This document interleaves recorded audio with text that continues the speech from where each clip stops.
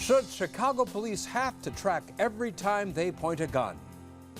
Now that the mayor is out of the race, Chicago aldermen talk about what that could mean for the next 9 months and beyond. This is about the closest I'll probably ever have in my life to an I am Spartacus moment. Supreme Court nominee Brett Kavanaugh's confirmation hearing explodes. Hear from former Supreme Court clerks on the spectacle and Kavanaugh's performance thus far. I think it'll be a little hectic, just because first days of anything is like that. New school, new students, new teacher.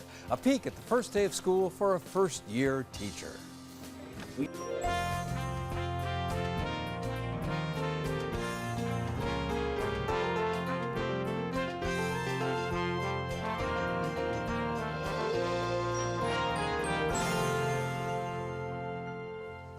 Thanks for joining us. I'm Phil Ponce. A pretrial ruling in the case of a Chicago police officer charged with murder. Brandis Friedman has that story and more of what's making news in Chicago tonight.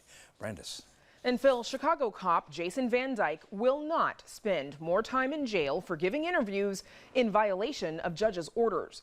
In a hearing today, Van Dyke's attorneys argued he did the interviews because of the avalanche of publicity against him since 2015, when video was released of him shooting teenager Laquan McDonald. The shooting itself happened in 2014. The defense said their client was trying to protect himself and his family, and that McDonald's family has spoken to the media in an attempt to, quote, spoil the jury pool. Cook County Judge Vincent Gaughan said the media interviews did violate a condition of Van Dyke's $1.5 million bail, but rather than revoke it as prosecutors requested, he increased that amount by $2,000. Was this interview a violation of the condition of bail? Yes, it was. I find that was a violation of the condition of bail. I'm not going to go in and speculate whether this was an attempt to contaminate the potential jury pool. Van Dyke was taken into custody, but only had to pay 10% of his bail today. That's another $200, and he was released. Jury selection in the case began yesterday and is expected to resume early next week. Our reporter Matt Masterson is at the courthouse every day following this trial. You can see his reports on our website. Cook County election officials are reacting to concerns from a leading group of elections experts over using the internet to vote in the 2020 elections. A committee from the National Academies of Sciences, Engineering, and Medicine includes the presidents of Columbia, Indiana, and Princeton universities, as well as tech experts from Microsoft and other election officials. In a report released today, the group says local, state, and federal elections should be conducted using paper ballots that can be read by humans, and ballots that can be marked and submitted via the internet should not be used because their security cannot be guaranteed. The Cook County Clerk's office says it's already using a touchscreen electronic voting system that does provide a paper ballot. So in the event of a cyber attack, the ballots can be recounted. Defending systems isn't the whole question. Election security is mostly about the other half of the equation, your ability to recover even when defenses fail. So we should feel really strong in Illinois about the decisions we've made. Every voter's got a piece of paper that they've reviewed before the ballot's cast. We use that paper in every audit. And Illinois' legislative inspector general has cleared State Representative Lou Lang of Skokie of sexual harassment allegations. The claims came from medical marijuana activist Marianne Longcar, who said the Skokie Democrat had inappropriately put his arms around her and made unwanted comments. But the state's inspector general, Julie Porter, said there's not enough evidence to support her claims of harassment and intimidation. She also asserts that Longcar would not cooperate with the investigation. In a statement, Longcar said she didn't trust any investigation by an appointee of legislative leaders. Lang had served as House Deputy Majority Leader, a post he stepped down from on May 31st, but he's expected to win another term as state representative. As for the weather, tonight mostly cloudy and just a slight chance of showers with a low around 61. Then tomorrow, another chance of rain in the morning, then mostly cloudy with a high near 71. And don't forget, you can get Chicago Tonight streamed on Facebook via podcast and the PBS video app, as well as online at WTTW.com/Chicago Tonight. Now, Phil, back to you. Thanks, Brandis. Chicago Mayor Rahm Emanuel and Illinois Attorney General Lisa Madigan announced a deal at the end of July and a consent decree for the city's police department. But there was a sticking point. What should happen when a police officer draws a gun? Now they've come up with an agreement, but not everyone is happy. Chicago Night's Amanda Vinicki is here with more. And Amanda, what was the stumbling block and how did the parties get over it? Well, Phil, the Attorney General had wanted Chicago police to have to document every single time they draw a gun. The city was opposed. Critics said that it would be cumbersome and that it would distract police from actually combating crime. They were going to leave that dispute to a judge to resolve, but lo and behold, a compromise. Starting next summer, Chicago police will not have to report every time they draw a gun, just when they point it at someone. Here's Chicago's top cop demonstrating the difference. You know, I can unclick my holster right now. That's technically unholstering. This is different. That's pointing it directly at you. You know that I'm pointing my weapon at you. Now, it may sound trivial, but the deal doesn't call for cops on the street to fill out paperwork when they do point a gun. They'll have to radio it in, and then supervisors will be responsible for the documenting and reviewing those instances. Later, Chicago police and the federally appointed special monitor who will oversee the entire consent decree can use that data to see if there's any pattern or a violation of policy. Policy does allow an officer to point a gun when it's objectively reasonable. My career, you know, I've responded to many shots fired calls. You get a call of shots fired, a description of a male subject wearing a red T-shirt, black pants, and you see that person on the street, and he's allegedly armed. You're not going to wait when you approach him, because if you wait, it might be too late. So that's a situation where an officer would probably have their gun pointed. Superintendent Johnson gives an early caution. Just because certain officers point a gun more often than others doesn't mean those officers are trigger happy. Let's face it, some officers work in more challenging districts than others. Some may not point their weapons ever during their career, but just because an officer points his weapon doesn't mean they're doing something incorrectly. You know, we go to where the crime and the violence is, you know, so in those particular areas, those officers that work there consistently will probably have more instances where they point their weapons. Former president of the police board, Lori Lightfoot, says it's obvious that this should all be documented. She says she once had a gun pointed at her. She was shopping when someone came in acting strangely and pulled a gun. She says thankfully a security guard was there to defuse the situation. I'll tell you, I was really scared. When he was waving that gun around, I was terrified, as were everybody else in that store. That is not a circumstance that we can ever take lightly. Lightfoot, of course, is one of the many Chicagoans running for mayor. How does the fact that candidates are emerging play into all this? Well, it may already have, and it's worth noting that both Attorney General Madigan and Emanuel, neither are running for re-election, so they may well be out of office before the consent decree is a done deal. This deal, of course, came right after Emanuel's announcement he isn't going to run for a third term. He may feel more free to make decisions without worrying about how a constituency, like, for instance, the police union, will react. The Fraternal Order of Police's president says the Chicago Police Department doesn't need any federal overseer. He says it will hurt, not help, police and community relations and the crime rate. When you put more and more restrictions on the police, which we've seen over the last few years, what is going to happen is that the police are going to be disengaging with the public, and that is the absolute opposite of where we need to be. Graham has blasted the entire proposed reform plan, but he has a problem, especially with this newly agreed to provision in particular. He says tracking when officers point their guns will make police hesitant to use them.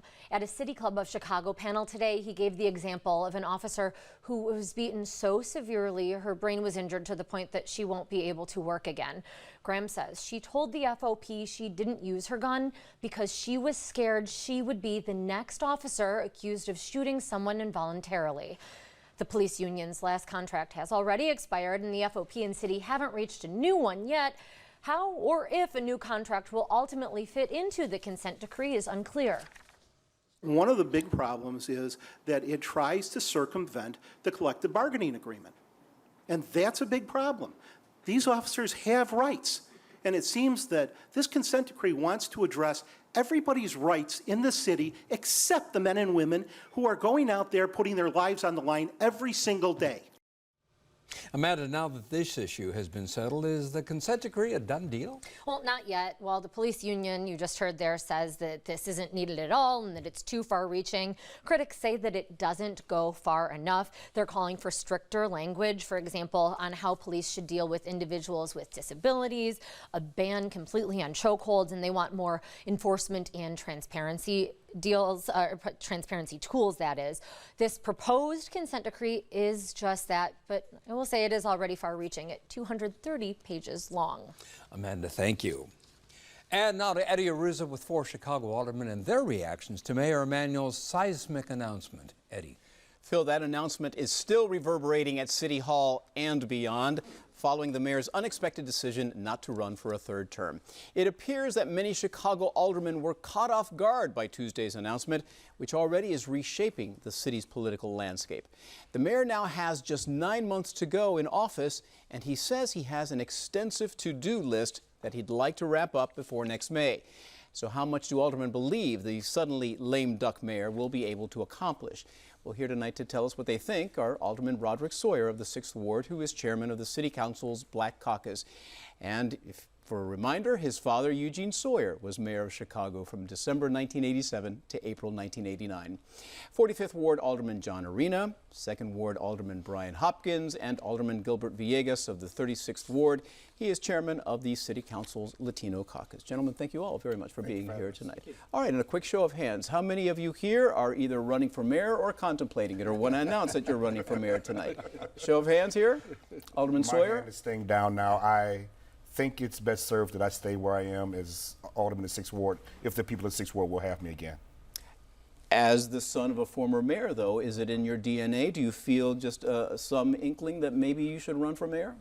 No, it wasn't an inkling. It is something I was interested in when the concept came up, and I talked with family and friends, and it seems to be that I'm best served staying as alderman of the 6th Ward, again, if the people re-elect me. Quite honestly, with my dad, it was quite a troubling and trying time during that time in 1987. Tell us a little bit about that, the pressures of being in the family of a mayor.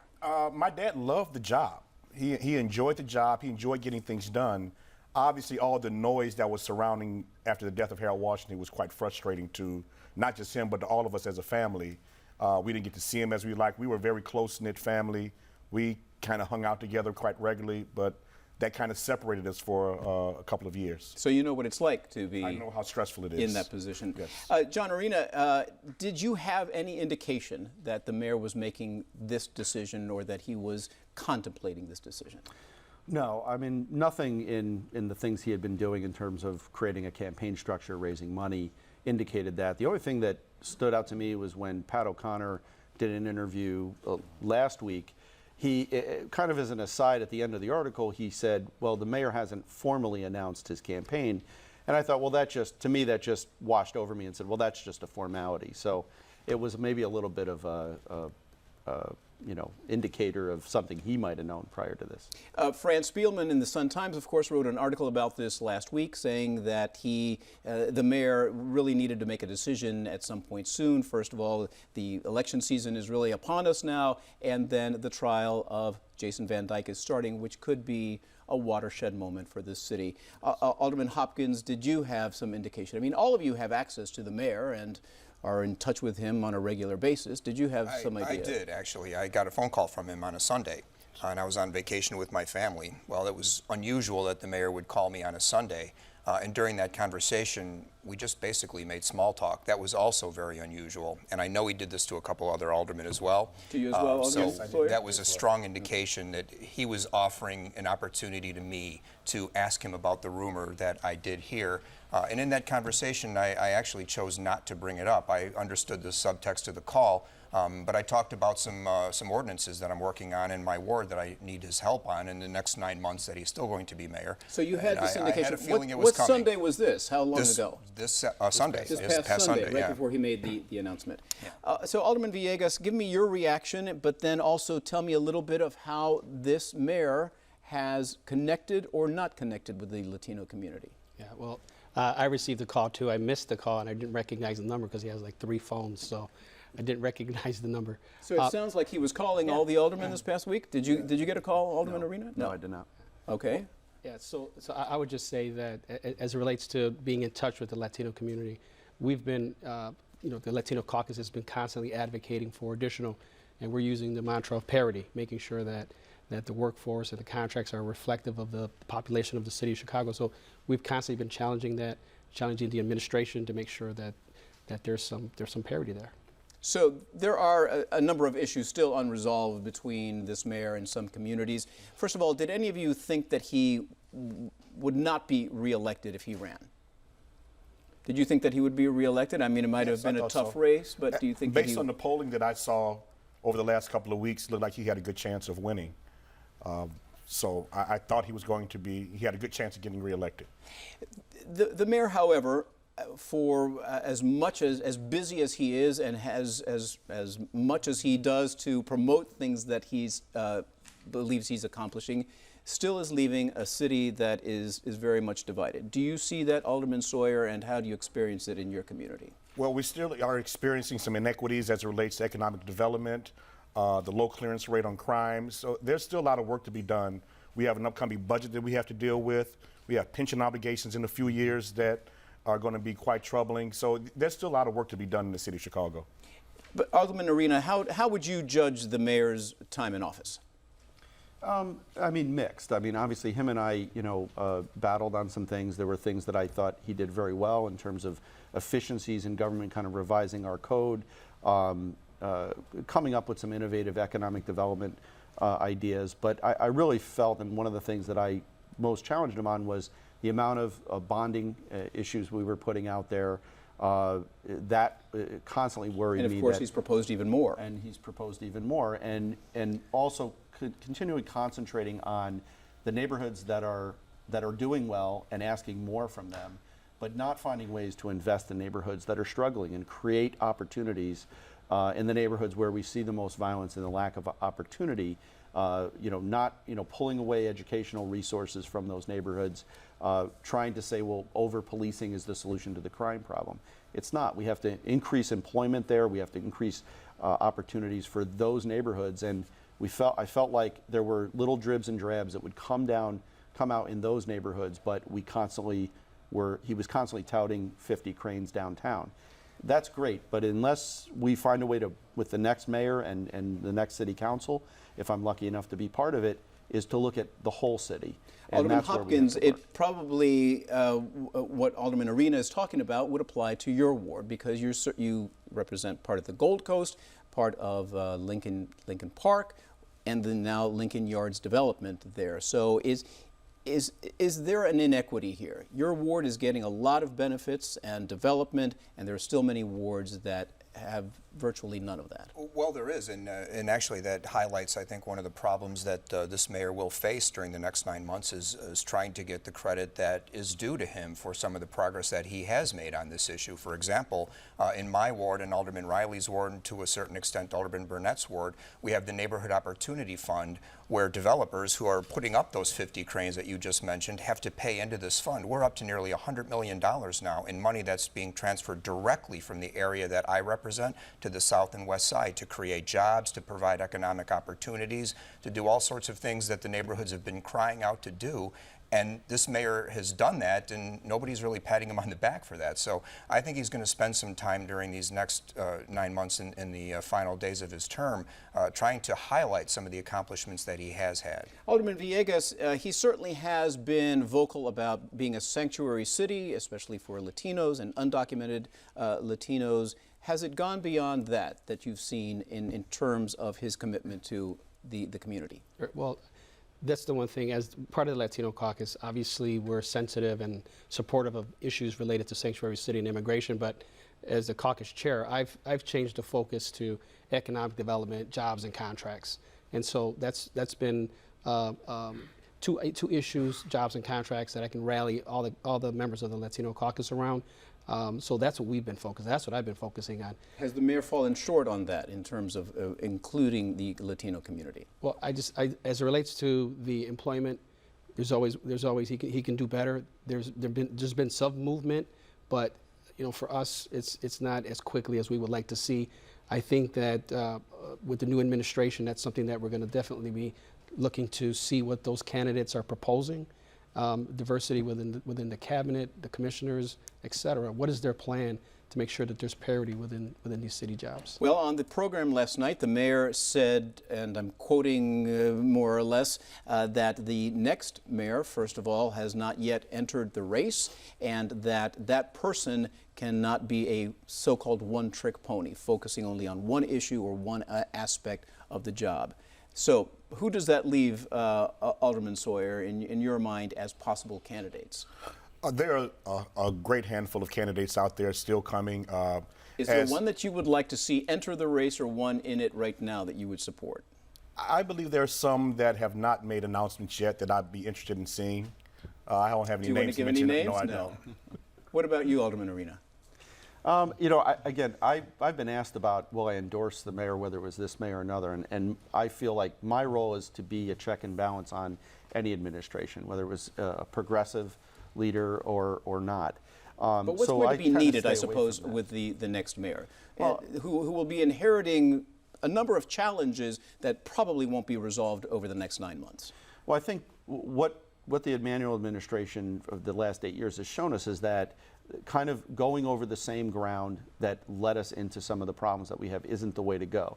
We need to look broader. We need to look for specific about what you mean. Progressive revenue streams that aren't regressive. This has been, again, one of the things that I've been critical of the mayor in every budget is we continue to look to the same sources of revenue expecting a different result. We can't continue to do that. We have to look broader. We have to look to corporations and the wealthiest in our society here in Chicago to help do the things that we need to do in the areas to bring up neighborhoods and bring up opportunity.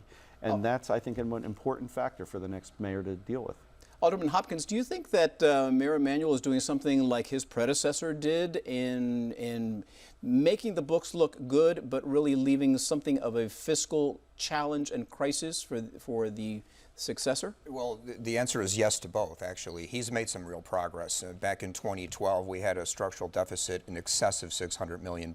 Next year, it's going to be under $100 million. Those are real numbers, and that is, progress. So, but clearly, a structural deficit of $97 million is nothing to disregard. So we have a very serious challenge that remains. We're moving in the right direction, but we're moving incrementally. And I think the pace may be too slow for some people's taste. Is he kicking the can down the road with this bond proposal? With the $10 billion pension obligation bond, we really need to take a very close look at that. I don't believe that it has sufficient support right now if it were presented to the City Council to pass.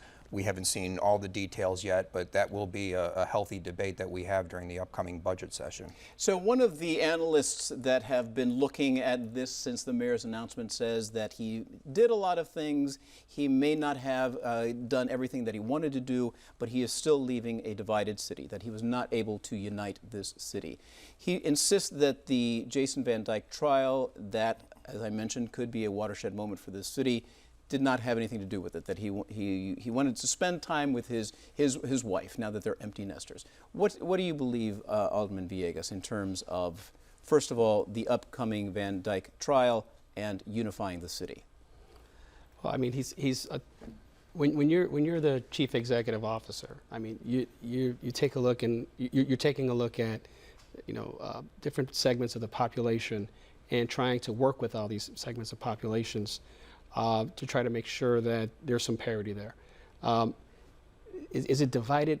Constantly, Rod and I are advocating for our communities to make sure that, again, we're at the table and not on the menu. So we're by definition, we are going to be, there's going to be a little bit of division, but I think that with all the activist groups that came out, they were just a lot louder. This mayor has done a lot of good things as it relates to trying to get us back, right the ship on the financial side. So we are divided, but can anyone unite this city, I guess is the question. Can a mayoral candidate or the next mayor really bring this city together, and what's it going to take? Alderman Sawyer. I'm hoping that we don't rely on one person to unite this city. I think it takes all of us collectively to make that effort. And it's going to be incumbent upon all of us to try to find ways to get together. I think we're hoping and looking to get back to a real strong council, weak mayor form of government. So it's going to be incumbent upon us and the mayor just being the mayor. To do that. Alderman Roderick Sawyer, John Arena, Brian Hopkins, and Gilbert Villegas, thank you so much for being here tonight. We appreciate it. Thank you. And Chicago Tonight is back with more right after this. Please stay with us.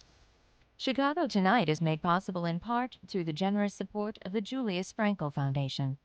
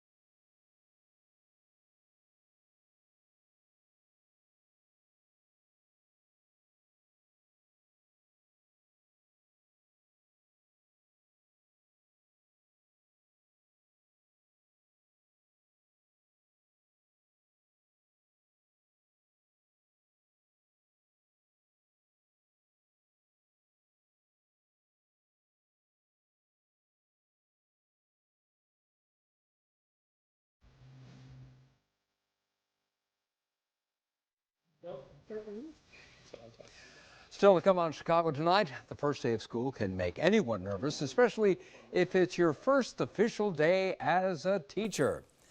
The U.S. Supreme Court have been a raucous affair. Today, Senator Cory Booker released some purportedly confidential documents about Kavanaugh's views on racial profiling, seemingly at the risk of losing his Senate seat. I would correct the senator's statement. There is no rule. There is clearly a rule that applies.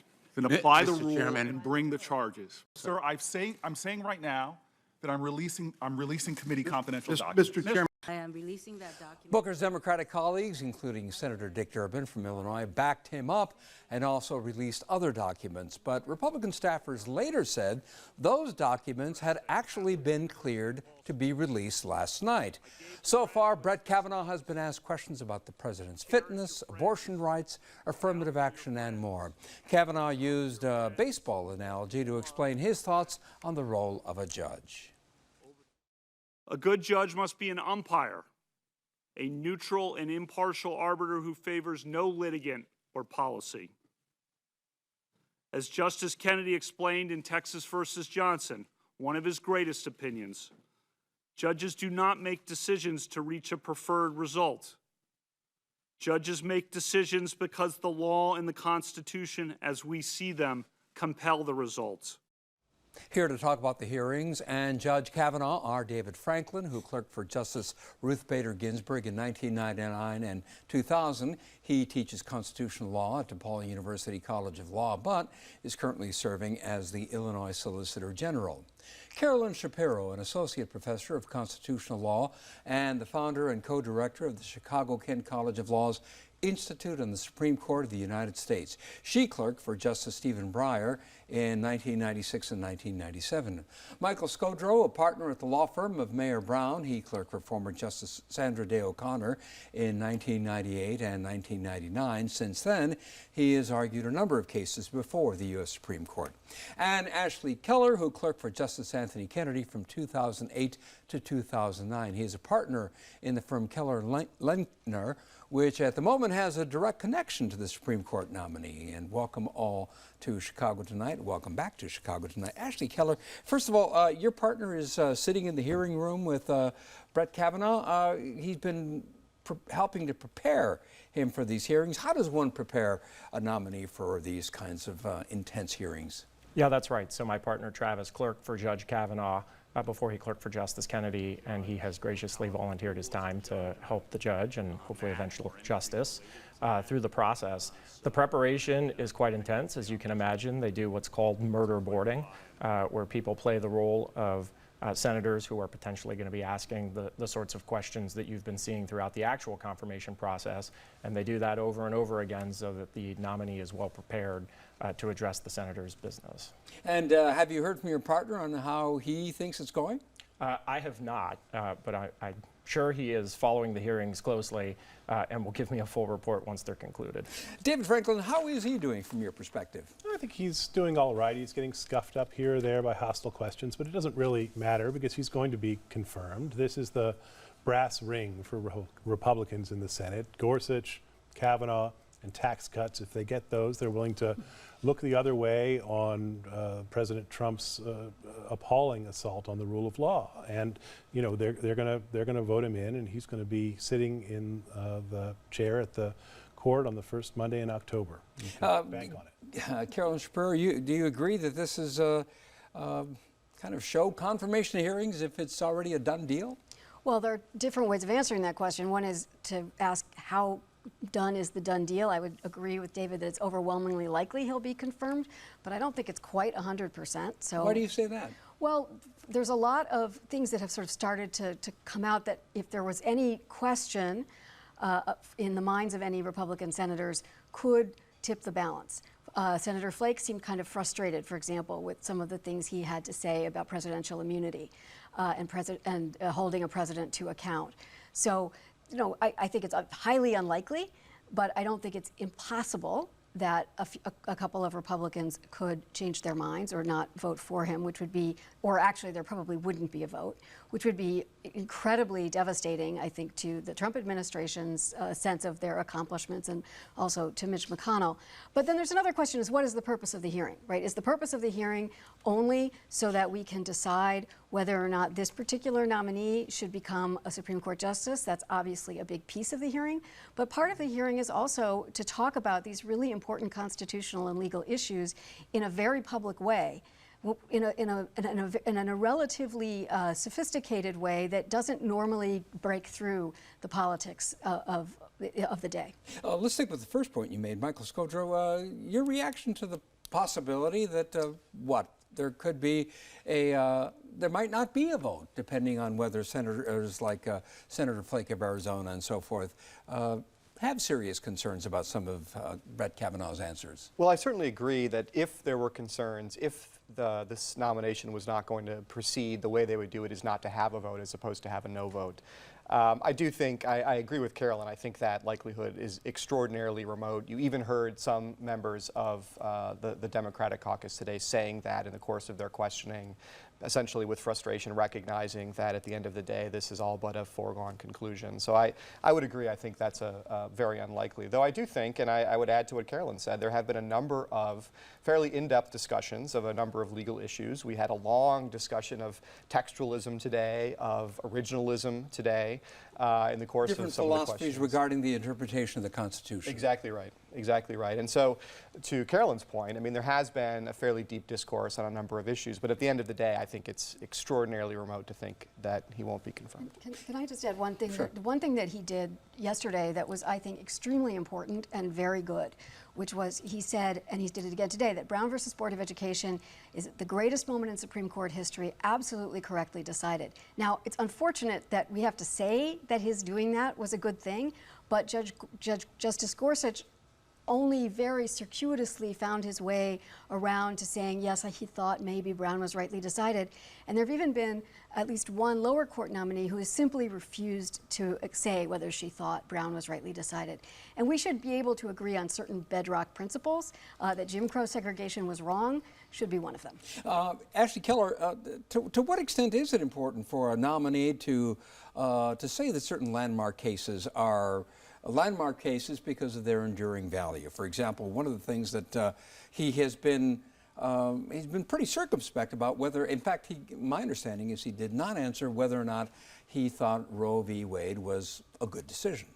Yeah, so if you're asking me what my test would be, the nominees would answer all sorts of questions about previous precedent. I don't think there's any ethical prohibition that says to a sitting judge and a prospective justice, you can't review the briefs from an already decided case and say, here's how I would have ruled. It's not some future hypothetical case. It's a closed record. The briefs are already there. You can read them for yourselves. The problem with that, though, is that in previous confirmation battles, most notably that of Robert Bork, giving honest, straightforward answers to those sorts of questions has led to political ramifications, and in Judge Bork's case, him not getting confirmed. And so now we go through what I think, sorry to be cynical about it, is a whole game of kabuki theater where we have this nomination process, there's going to be hearings, but it's a foregone conclusion, and the nominees get away with saying that they don't have opinions and they can't possibly, for fear of undermining judicial independence, express a view on all sorts of controversial topics like Roe versus Wade that could come before the court. And Brown versus Board of Education is such a settled precedent, and as was previously remarked, so many people agree that it was rightly decided that I think the nominees feel they're a little bit more comfortable revealing their views. But I think anytime you have something that's hotly contested where it's the possibility of a divided court, they're going to effectively say that because of judicial ethics that I actually don't think constrain them, they're not able to answer the question. It's even worse than that, because Kavanaugh isn't even willing to give his opinion on many uncontroversial issues. Brown versus Board, I guess we can give him brownie points for that, but he wasn't willing to say that the president was wrong when he said that there were blame to be laid on both sides in the Charlottesville demonstrations. He was unwilling to say that it was inappropriate for the president to disparage a judge because of his ethnic background. Those should similarly be bedrock values that any nominee should be not only willing, but I think quite happy to opine on in this setting. Michael Scodro, the reports are that about only 10% of Judge Kavanaugh's work when he was working in the Bush White House had been made available to the senators. Do the senators have all the information they need in order to be making an intelligent judgment? Well, I think we would need to know more about what's in the other 90%, but certainly to hear the senators talk about it, they very much want to see the other 90. It became almost an example of a math class at times. You had one side of the aisle talking in terms of absolute numbers of documents, hundreds of thousands, and you had the other side speaking solely in terms of percentages and responding that hundreds of thousands may only be a few percentage points here, which is they're both correct.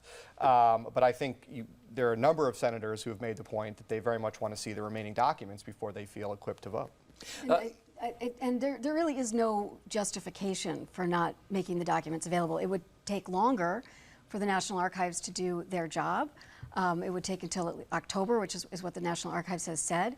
But there's not the kind of rush that makes that implausible. And so there is a political rush, though, is there not? Obviously, yes. And to what extent is that a factor? Because some people are thinking this is a rush job. They want to get the confirmation hearings done before the election, in case the character of the makeup of the Senate changes. Is there a Merrick Garland ghost sort of in the back of all this? Not so quietly. I mean, Merrick Garland has been invoked by a variety of Democrats and many commentators. And he's alive and well, I might add. Yes, he is alive and well. But if you go on Twitter and anytime a Republican senator complains about how these hearings have become completely ridiculous in some fashion, somebody most immediately will say, well, at least there are hearings.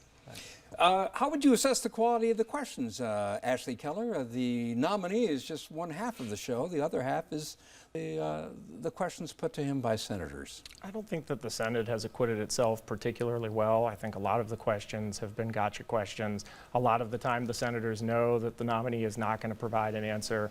With respect to some of the documents, you saw Cory Booker making a big spectacle about how he's violating Senate rules so that he can release documents that have been marked confidential, and it's okay if you throw me out of office as a result. But it turns out that the Republicans had already agreed to allow those documents to be released, so it's just a political grandstanding moment. I think that for the most part the answers to the questions have been more polished and higher quality than the questions themselves. But again, this all goes back to the fact that it's largely an exercise in sort of grandstanding. It's a foregone conclusion, I think. Nothing's 100%, but it's extremely likely that he's going to be confirmed. The Democrats don't care about all of the documents. They're making a process point to try and slow things down. Many of them had already announced that they were going to vote against Judge Kavanaugh before they even knew that the documents weren't going to come in time. So this notion that we need to review the documents because we're going to do an impartial, dispassionate analysis of Judge Kavanaugh's record before we cast this important vote, I think that that's just political talk. Michael Scodro, to what extent, just how far to the right is Brett Kavanaugh? Is he beyond the pale of, for want of a better term, mainstream conservative jurisprudence? That's a great question, Phil. I mean, he is the sort of candidate, I think a lot of people have said, the sort of nominee that you would have expected from a number of Republican presidents. I don't think there was any surprise from most court watchers in seeing his name appear on President Trump's list of potential nominees. On a number of issues, and these hearings have borne this out, we're sort of in a wait-and-see position. There's no question he is a very conservative jurist, but on a number of the issues, and you mentioned several of them at the outset in the introduction, we actually don't have a lot to go on, notwithstanding 12 years on the bench. Some of these issues haven't come squarely to him yet, but I think we can all say with some confidence he will be a squarely conservative justice. The expectation is that he is probably unlikely to break from his more conservative colleagues on some of the key issues, Eighth Amendment, certain gay rights issues, where Justice Kennedy did. David Franklin, Carolyn Shapiro, Michael Scodro, and Ashley Keller, thank you all for being here. We very much appreciate it, as always. Thank you. Thank you for having us. And there's more Chicago Tonight just ahead, so please stay with us. Don't miss a Chicago Tonight story. Get them all delivered to your desktop or mobile device with a subscription to our morning newsletter. Go to WTTW.com/Chicago Tonight email and sign up.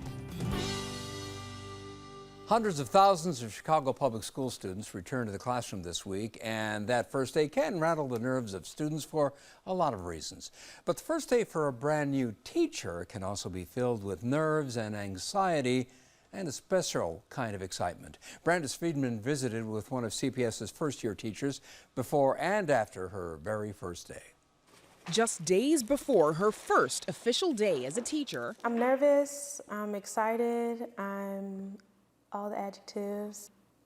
Asiana Williams is putting the final touches on her classroom, and well ahead of schedule. I spent the whole summer obsessing over what it would look like.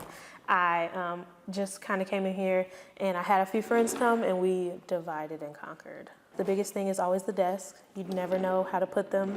You really still don't know. I don't know if this arrangement will work. But she does know she wants to send a message to her 11th grade English students. I want them to walk in and know that I invested my time into this classroom, so then obviously I'll invest time into them. The room will be ready, and to be sure her lesson plans are too, she's walking through them with Principal Ellen Kennedy. Our first unit is going to be focused on identity. Williams is among 3 other first-year teachers here at Richards Career Academy in the Back of the Yards neighborhood. Kennedy says it's a small school, so 4 new teachers is plenty. She's given all of them the same advice for the first day. Take the time to be intentional in your classroom the first day, the first week. I'm not concerned about you jumping right into your physics content. Are you getting to know all the students' names? Are you learning kind of what makes them tick? Then the first day arrives. Last night it was tricky to sleep because I was anxious. But I would say my nerve level this morning on the way here was probably an 8. And Williams was pleasantly surprised. It went well. It was better than I could have ever anticipated. I got here and then I had some time to kind of put my copies where I wanted them to go and, look at the room again and just make sure everything was perfect. They started shuffling in around 8:25 and I was excited, and they were probably like, who's this crazy person screaming at me? As a Chicago Public Schools graduate herself, Williams always knew she wanted to give students what she received in high school, a good teacher. I wanted good teachers when I was in high school, when I was in grammar school. And my teachers, a lot of them didn't look like me, and so that was a big thing, but also these are my neighbors. These students are my neighbors. These students are, community members. And I want them to have great things just like I would want great things for myself. And though it's just the first day, she got that affirmation from a student who did look just like her. We did an activity where they wrote letters to themselves. She said, "You may read," and she drew a little woman with an afro, and she said, "P.S. It's nice to see another afro in the hallways." So that was a really nice first day note to have and reminder, I would say.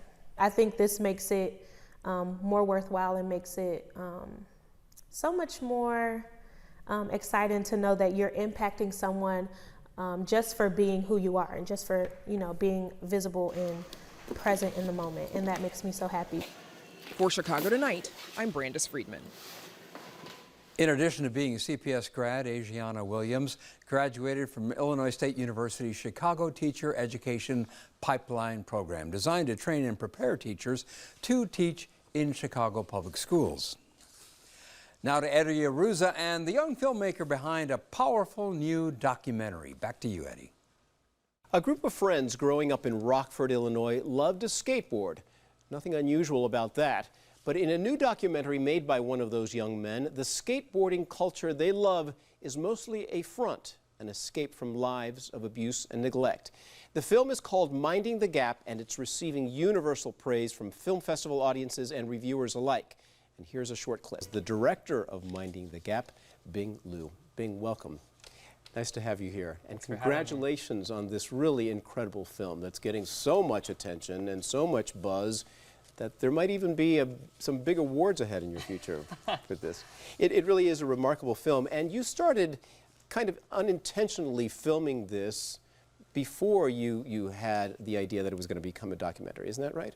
I filmed a lot of skate videos when I was a teenager. I also made short films and music videos, but I was able to dig back into that to use it for this film, which I started in my mid-20s. Before Minding the Gap, I made a short documentary about 2 Vietnamese immigrants who immigrated to Chicago, and it was very much about them finding their identity, but also dealing with various levels of trauma and abuse in their households. And then the next project was about skateboard videographers and photographers and why they were so obsessed with lensing skateboarding. And from that came a lot of conversations about them having dark times in their adolescence. So my thought was, well, I noticed that a lot of people that I grew up with were going through really rough times. What if we dig into that? So I went around the country and did just that and found a pattern that was pretty stark. And then a year in, I returned to Rockford. Problem. So this film is really very autobiographical, of course. So as you came back and you met these 2 people, were you stunned that there was this pattern among your age group right there in your hometown? It was pretty clear from my adolescence. I had a lot of conversations with people that really got to the heart of what was going on in their households and their childhoods. To be able to put it together into a film and to have people talk about it on camera, I think that was really gratifying in a way because, it spoke to me this, idea that a lot of young people care more about having their experiences validated and having a space to talk in a non-judgmental way than it was to, be in the limelight or have their stuff out there, One of the skateboard repairmen or business owners in Rockford that knew you as a kid makes a revelation in this film. You go back and you talk to him, and here's a little bit of what he said. Without giving away too much, tell us a little bit about what he's talking about there and your background.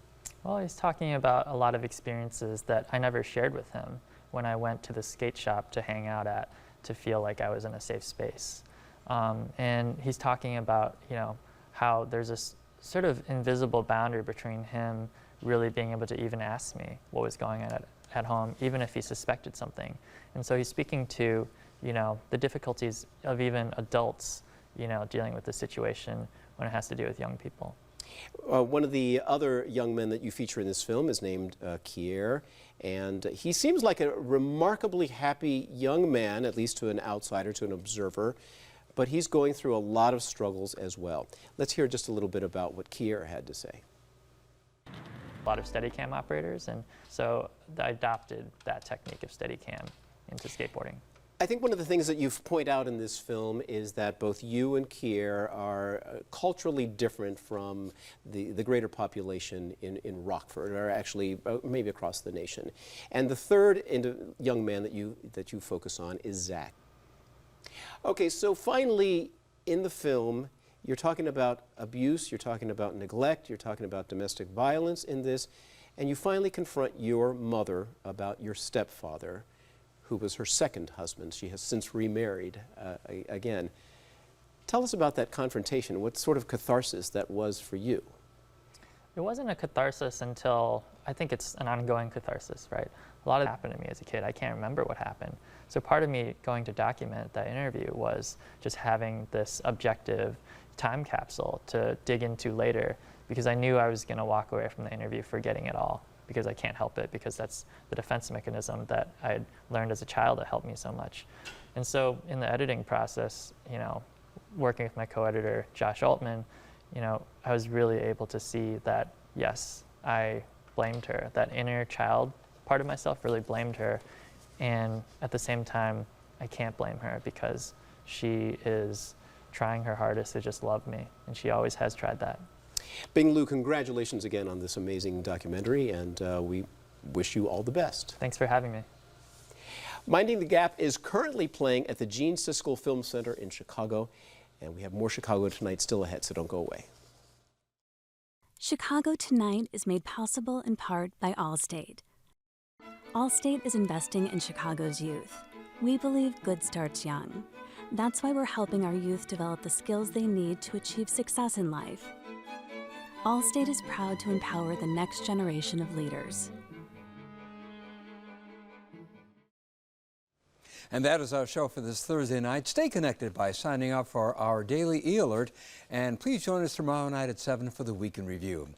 We leave you with a look at an unusual amphibian from the Brookfield Zoo's Living Coast habitat. The Texas blind salamander is found only in the water-filled caves of the Edwards Aquifer in San Marcos, Texas. And Brookfield Zoo is one of only 3 accredited zoos in North America to have them. Well, look at them. Now, for all of us here at Chicago Tonight, I'm Phil Ponce, and I thank you for watching. Good night.